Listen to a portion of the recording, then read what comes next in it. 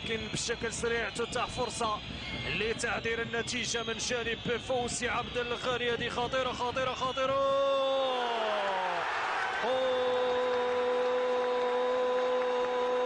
بشكل سيء من جانب فوزي عبد الغني.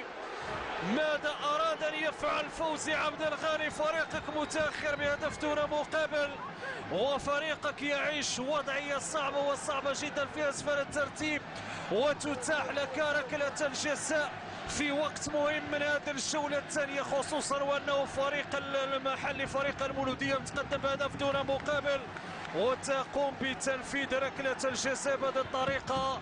أكيد مرفوضة منك يا فوزي يا عبد الغني. لا أحد يجادل أكيد إمكانيات لاعب من طينة فوزي عبد الغني، وما بإمكانه أنه يقدمه الفريق أولمبيك ريبكا، لكن اختيار تنفيذ ركلة الجزاء بهذه الطريقة لم يكن بالشكل الجيد من جانب فوزي عبد الغني. تابعوا الإعادة. يعني هذه نقدروا نقولها هدية من جانب فوزي عبد الغني لفريق المولودية، يعني هدية تضييع ركلة الجزاء فريق أولمبيك ريبكا. وترك منك يا فوزي يا عبد الغني.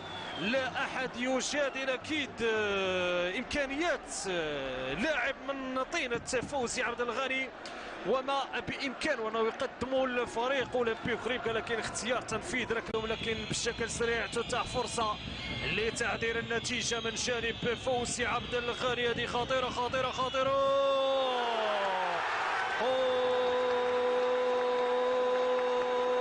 بشكل سيء. ركلة الجزاء في وقت مهم من هذه الجولة الثانية، خصوصا وأنه فريق المحلي فريق المولودية متقدم بهدف دون مقابل، وتقوم بتنفيذ ركلة الجزاء بهذه الطريقة. أكيد مرفوضة من جانب فوزي عبد الغني. ماذا أراد أن يفعل فوزي عبد الغني؟ فريقك متأخر بهدف دون مقابل، وفريقك يعيش وضعية صعبة وصعبة جدا في أسفل الترتيب، وتتاح لك ركلة الجزاء بهذه الطريقة لم يكن بالشكل الجيد من جانب فوزي عبد الغني. تابعوا الإعادة. يعني هذه نقدروا نقولها هدية من جانب فوزي عبد الغني.